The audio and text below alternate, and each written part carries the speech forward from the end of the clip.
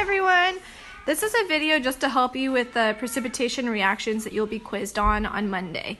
I know that we've learned about these in class, however, I just think having a video to review would also help you. Okay, so when we're going to learn how to predict the products for a precipitation reaction, remember that precipitation reactions are like double replacement.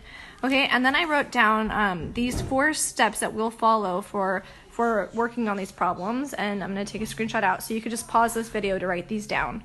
Okay, and now I have an example.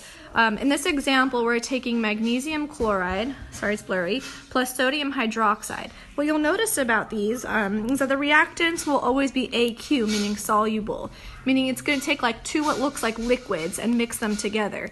And then our goal is to figure out what the products from this reaction will be.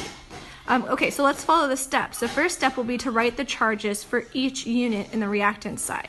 Okay, well, when I say each unit, I'm thinking what is for each element, what's its charge, or if you have like a polyatomic ion, consider that a unit and find its charge. So magnesium, I'm going to look at my periodic table so you know how to use it for your test, okay, your quiz. Magnesium is on the periodic table in group 2, right here. So magnesium is going to be at +2 ion. So I'm going to write that down. I'm going to have Mg, and it's going to be a +2 charge. And then I have, hold on, Dovi, 1 second, please. I'm making a video. When I'm done, I'll help you. Okay, chlorine, Cl. Cl is on the periodic table in group 7, and it is a -1 charge. So then I'm going to write chlorine, Cl, and it's a -1 charge. And then I take sodium, group 1. So you see it's in group 1, and it's a +1 charge. So I have sodium, which is Na +1, and then I have hydroxide, which is a polyatomic ion. Some of you guys wondered, well, how do I know if it's a polyatomic ion? Well, here's a guide to help you. If you have, when you look at how many elements are in your compound, usually you'll have like 2 elements in a compound. If you have more than 2, it's a polyatomic ion. See, for example, Mg and Cl, those were just 2 different elements, so there was no polyatomic ion. But over here, I have Na, that's 1 element, oxygen, that's an element, and hydrogen, that's another element. So you see why I have more than 2 elements in this compound? It means you have a polyatomic ion. So usually the first one, with the exception of ammonium, NH4, the first one is just your positive element on the periodic table, and then the part that comes after would be your polyatomic ion if there's more than 2 elements in the compound. in the unit. So here, OH, I'll find that on my polyatomic ion chart, okay? So I'm going to look for OH. OH, oh, and I see, okay, that's hydroxide. That's why I call that thing sodium hydroxide. OH is 1 unit with a negative charge. So over here, I have OH is 1 unit, and that unit has a -1 charge. Now I've written down the charges for each unit in the reactant and on the reactant side, and now I have to, step 2, predict the products that will form, okay? So what I do is really when it's a double replacement, you just have to switch the positive charges around. So I'm gonna just do like a little switchy switch, like this little arrow. Whee! Okay, over here. Now I'm switching the positive sides, okay? So I'm gonna end up with an Na over here and a magnesium over here. Let's write that down.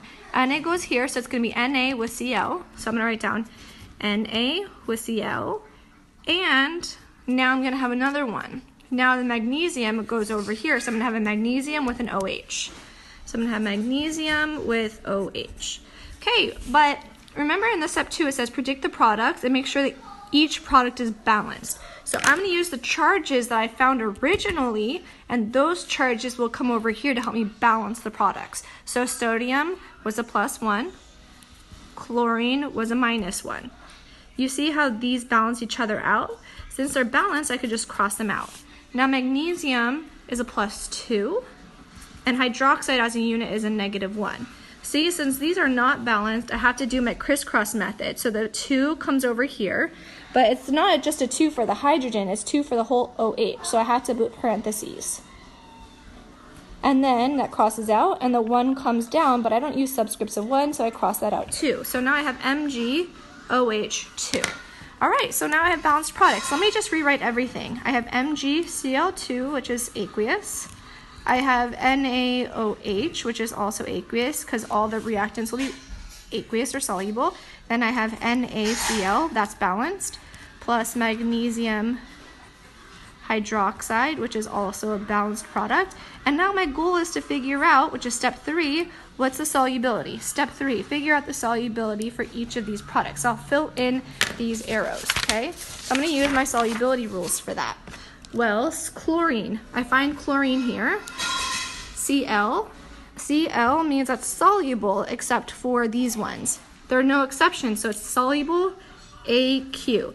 Now I look over here, I have a hydroxide. So remember, you look at the end part of your product to look at your solubility rules. So OH, I'm going fast so that way the whole video sends to you without getting cut off.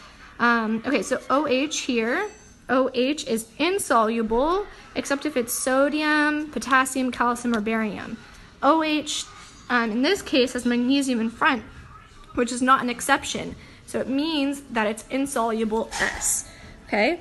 So now I found the solubility, which is step 3. Go to step 4. If a precipitate formed, then balance the equation. Since a precipitate is a solid is a precipitate. You need to know that term. Precipitate's a solid. If you form a solid, then you need to balance the reaction. This video is going to get too long, so in the next video, I'll balance it for you.